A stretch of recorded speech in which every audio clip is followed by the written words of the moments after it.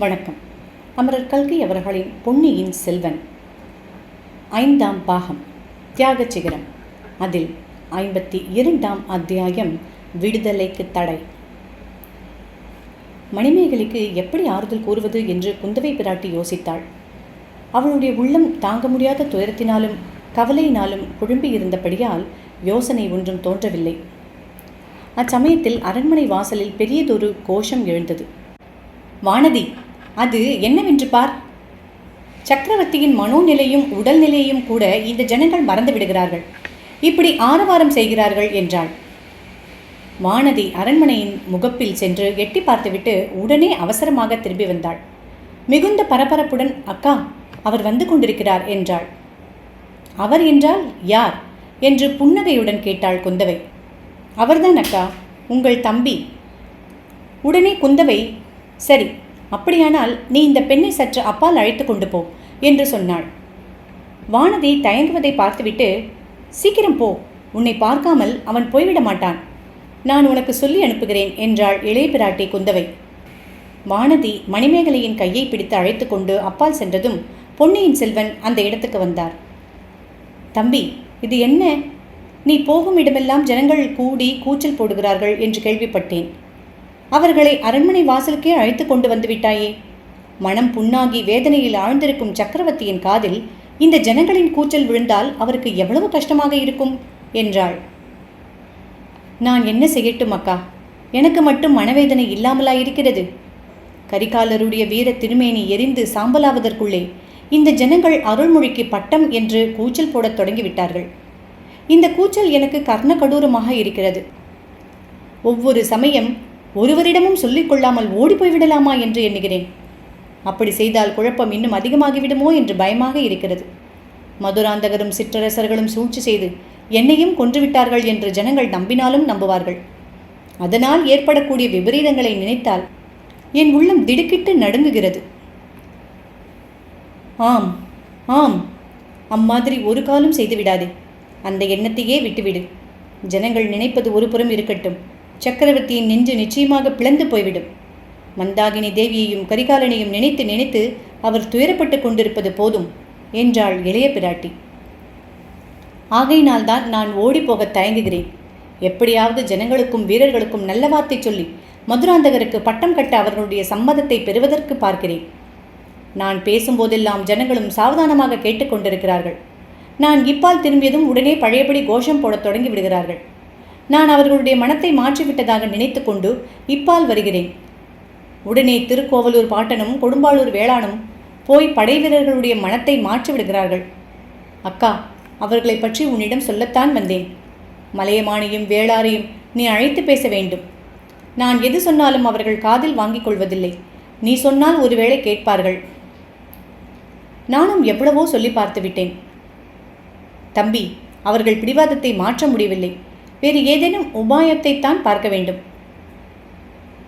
அக்கா, வேளாரிடம் நீ ஒரு செய்தியை கூறியிருக்க மாட்டாய். அதை சொன்னால் அவர் ஒருவேளை எனக்கு பட்டம் கட்டுவதில் இவ்வளவு பிடிவாதமாக இருக்க மாட்டார். அது என்ன தம்பி? உன் தோழி வானதி செய்திருக்கும் சபதத்தை பற்றி கூற வேண்டும். அவள் என்னோடு சிங்காதனத்தில் அமர்வதில்லை என்று சத்தியம் செய்திருக்கிறாள் அல்லவா? அதை பற்றி சொன்னால் பெரிய வேளாருக்கு எனக்கு பட்டம் கட்டுவதில் அவ்வளவு ஸ்ரத்தை இல்லாமல் போய்விடும். தம்பி, அதை நான் அவரிடம் சொல்லவில்லை என்றான் நினைத்தாய்? சொல்லியாகிவிட்டது. அதற்கு அவர் என்ன சொல்கிறார் தெரியுமா? ஒரு சிறு பெண்ணின் மூடத்தனத்துக்காக ஒரு பெரிய ராஜ்யத்தை பழக்கச் சொல்கிறீர்களா? வானதி இல்லாவிட்டால் இந்த பாரத தேசத்தில் 100 இளவரசிகள் அருள்மொழிக்கு மாலையிட காத்திருக்கிறார்கள். சிங்காதனம் ஏறச் சொன்னாலும் ஏறுவார்கள், கழுமரத்தில் ஏறச் சொன்னால் கூட ஏறுவார்கள் என்று சேனாதிபதி கூறிவிட்டு வானதியை ஒரு கோபப்பார்வை பார்த்தார். அந்த பெண் நடுநடுங்கி போய்விட்டாள். அருள்மொழிவர்மன் புன்னகை புரிந்து, நல்ல வேளையாய் அப்பொழுது மூர்ச்சையாகி கீழே விழுந்து விடவில்லையே என்று சொல்லிக்கொண்டே சுற்றுமுற்றும் பார்த்தான். வானதியை ஒரு காரியமாக அனுப்பியிருக்கிறேன் என்றாள் இளைய பிராட்டி. அக்கா, நீயும் வானதியும் என் கட்சியில் உறுதியாக இருந்தால் ஒரு மாதிரி சமாளிக்கலாம். நாம் இருவரும் சக்கரவர்த்தியிடம் செல்வோம். சக்கரவர்த்தியின் கண்டிப்பான கட்டளைக்குத்தான் இந்த கிழவர்கள் இருவரும் கீழ்ப்படிவார்கள். அதற்கும் ஒரு இடையூறு இருக்கிறதே. தம்பி, செம்பியன் மாதேவி குறுக்கே நிற்கிறாளே. நாம் சொல்வதற்கு விரோதமாக அவர் பிடிவாதமாக சொன்னால் நம் தந்தை தான் என்ன செய்வார்? அவருடைய மனதே பேதலித்து போனாலும் போய்விடும். ஆகையால் இது விஷயமாக சக்கரவர்த்தியை தொந்தரவு செய்யவும் எனக்கு பயமாக இருக்கிறது. அப்படியானால் நாம் இருவரும் சேர்ந்து செம்பியன் மாதேவியைத்தான் பிரார்த்தனை செய்து கேட்டுக்கொள்ள வேண்டும். அவருடைய மனத்தை மாற்ற முயல வேண்டும். மதுராந்தகருக்கு பட்டம் கட்டக்கூடாது என்று அவர் பிடிவாதம் பிடிப்பதற்கு காரணம் நாம் ஊகித்ததுதான். சற்று முன்னால் முதன் மந்திரி அனிருத்தர் வீட்டில் அவரை சந்தித்தேன். மதுராந்தகரிடம் இன்றைக்குத்தான் அவர் உண்மையை கூறினார். நீ என் மகனல்ல என்று சொன்னதும் நம் சித்தப்பாவின் முகத்தை நீ பார்த்திருக்க வேண்டும். களை சொட்டும் அவருடைய அழகிய முகம் கோர ராட்சதனின் முகம் போல மாறிவிட்டது. நல்ல வேளையாக அந்த சமயம் நான் போய் சேர்ந்தேன். அப்படியா? அப்புறம் என்ன நடந்தது என்றாள் குந்தவை. பாட்டியின் முன்னால் கைகூப்பி நின்று, அம்மா, மதுராந்தகர் தங்கள் வயிற்றில் பிறந்த மகனல்ல என்பதை நானும் அறிவேன். அதனால் என்ன? தாங்கள் அருமையாக வளர்த்த புதல்வர் தங்கள் புதல்வரே அல்லவா? ஆகையால் அவர்தான் மகுடம் சூட்டிக்கொள்ள வேண்டும் என்றேன். அதற்கு பெரிய பிராட்டி செம்பியன் மாதேவி என்ன பதில் கூறினார்? அவர் பதில் கூறுவதற்கு முன்னால் திரும்பி வந்துவிட்டேன். தம்பி, மதுராந்தகர் செம்பியன் மாதேவியின் புதல்வர் இல்லாவிட்டாலும் வேறு வகையில் அவருக்கு சோழ சிம்மாசனத்துக்கு உரிமை உண்டு என்று நீ சொல்லவில்லையா? அவரும் நம் தந்தையின் புதல்வர், உன் தமையன் என்று கூறவில்லையா? சொல்லவில்லையக்கா. ஏன் தம்பி? அதனால் நம் தந்தைக்கு களங்கம் உண்டாகும் என்று அஞ்சினாயா, அல்லது பின்னால் சொல்லிக்கொள்ளலாம் என்று எண்ணினாயா? இல்லையக்கா, நீயும் நானும் இத்தனை நாளும் அதை பற்றி கொண்டிருந்த நம்பிக்கை ஆதாரமற்றது என்று அறிந்தேன். அதனால்தான் அதை பற்றி ஒன்றும் சொல்லவில்லை. அது எப்படி தம்பி?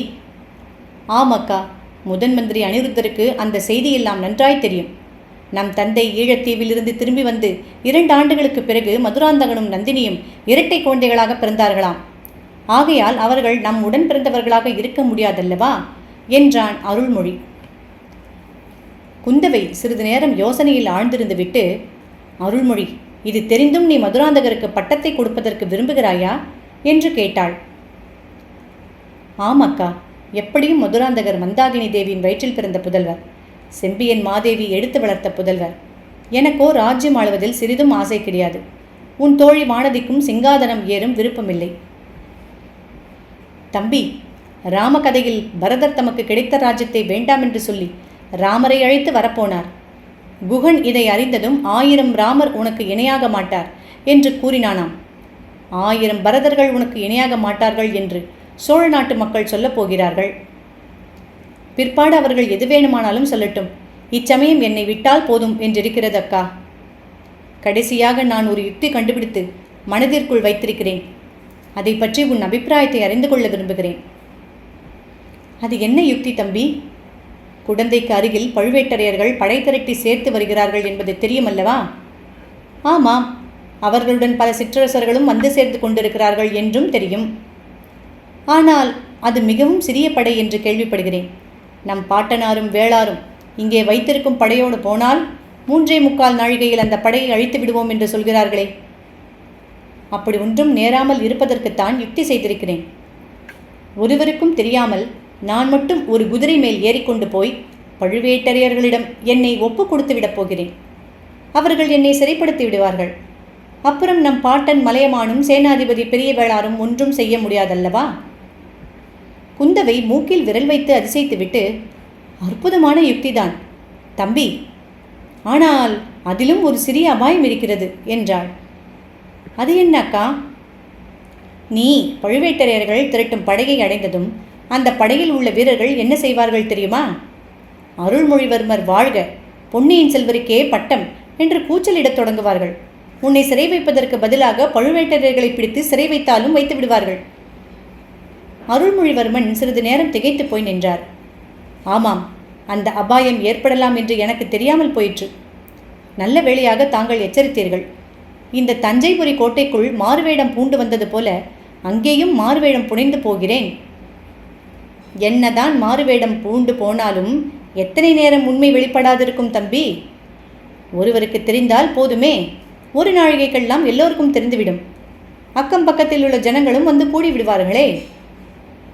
அருள்மொழியின் முகம் சுருங்கிற்று. அக்கா, பின்னர் என்னதான் என்ன செய்ய சொல்கிறீர்கள்? இந்த உலகத்தில் எதற்காக நான் பிறந்தேன்? பிறருக்கு தொல்லை கொடுப்பதற்காகத்தானா? காவேரியில் நான் விழுந்து முழுகிய போதே இறந்து போயிருக்கக்கூடாதா என்றான். தம்பி, யார் கண்டார்கள்? ஜோதிடர்களும் ரேகை சாஸ்திரங்களும் கூறியதெல்லாம் உண்மைதானோ என்னமோ? நீ வேண்டாம் என்று தள்ளினாலும் ராஜலட்சுமி உன்னை வந்து அடைவாள் போல் இருக்கிறது. நீ பிறந்த வேளை அப்படி இருக்கிறது. அக்கா, தாங்களும் நம் பாட்டன் மலையமானோடு சேர்ந்து கொண்டீர்கள்.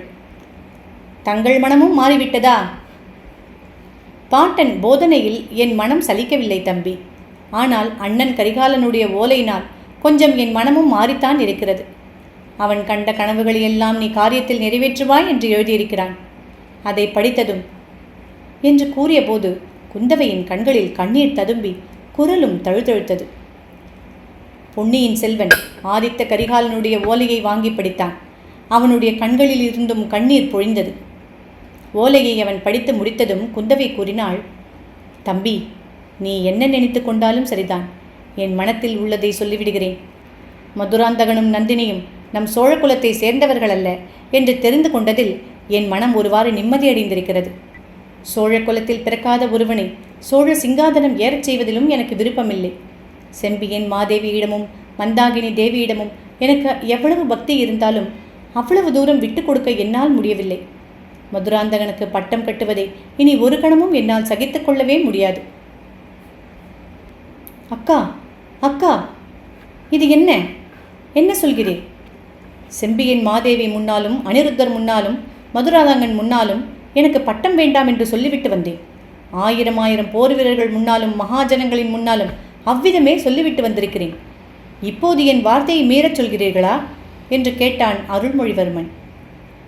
தம்பி, உனக்கும் எனக்கும் நம் குலதெய்வமான துர்கா பரமேஸ்வரி தான் வழிகாட்ட வேண்டும்.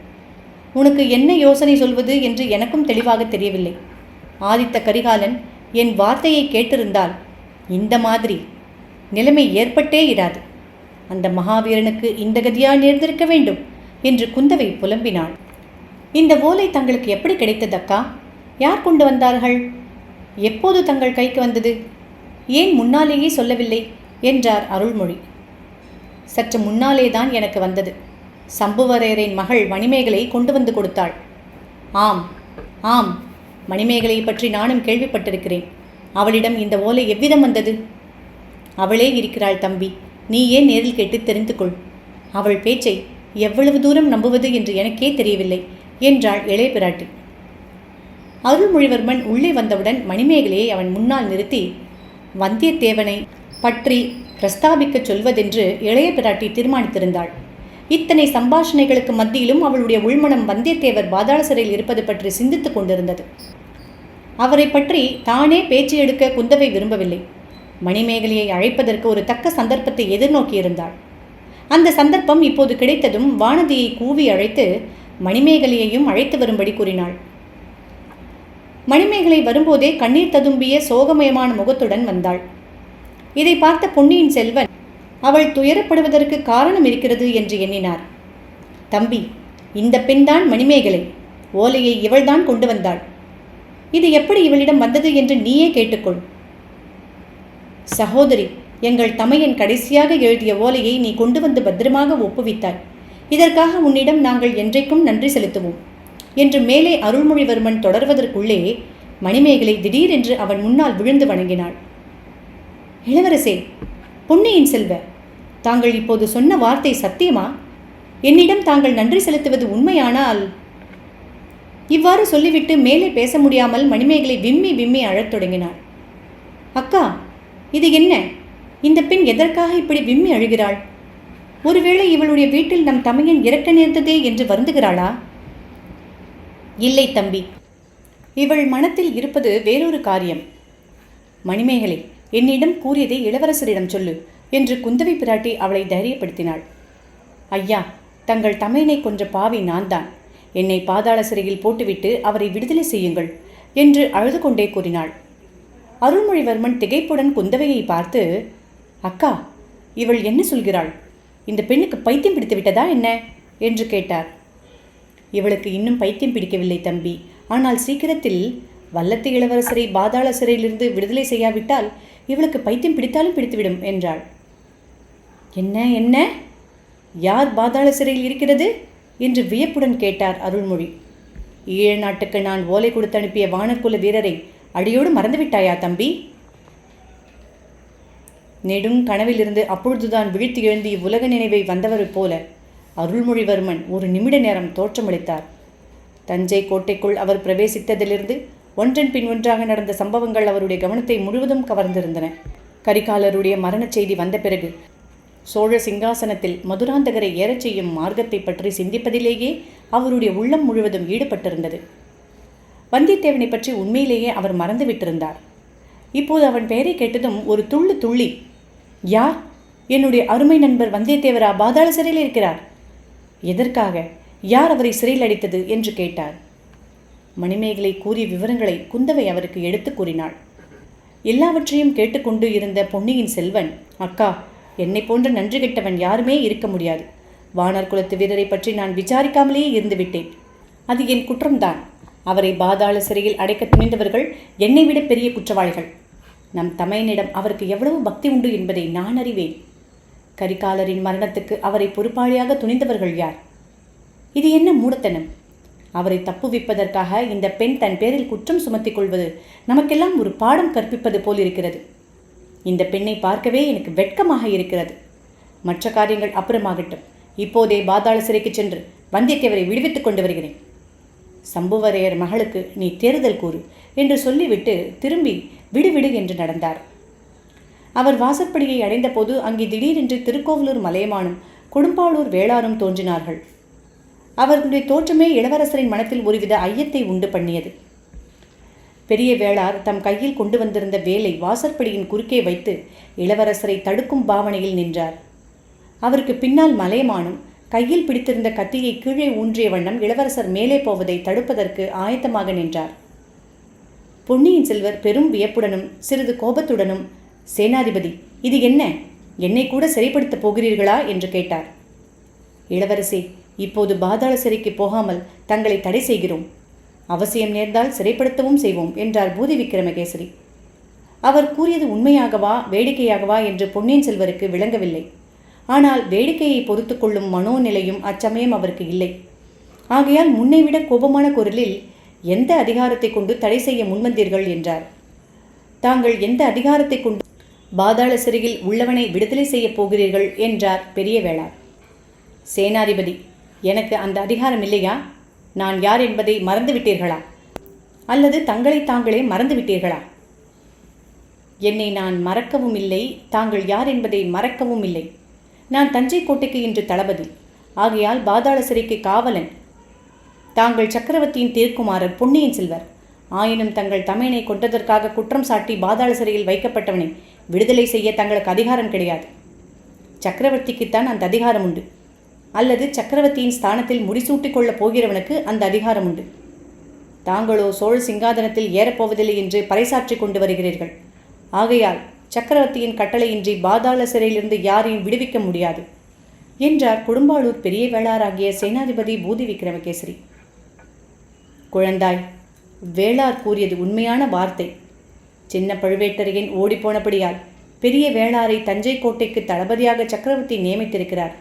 ஆகையால் பாதாள சிறையிலிருந்து யாரையும் விடுவிக்க உனக்கு அதிகாரம் இல்லை என்று மலையமான் ஆமோதித்தார்.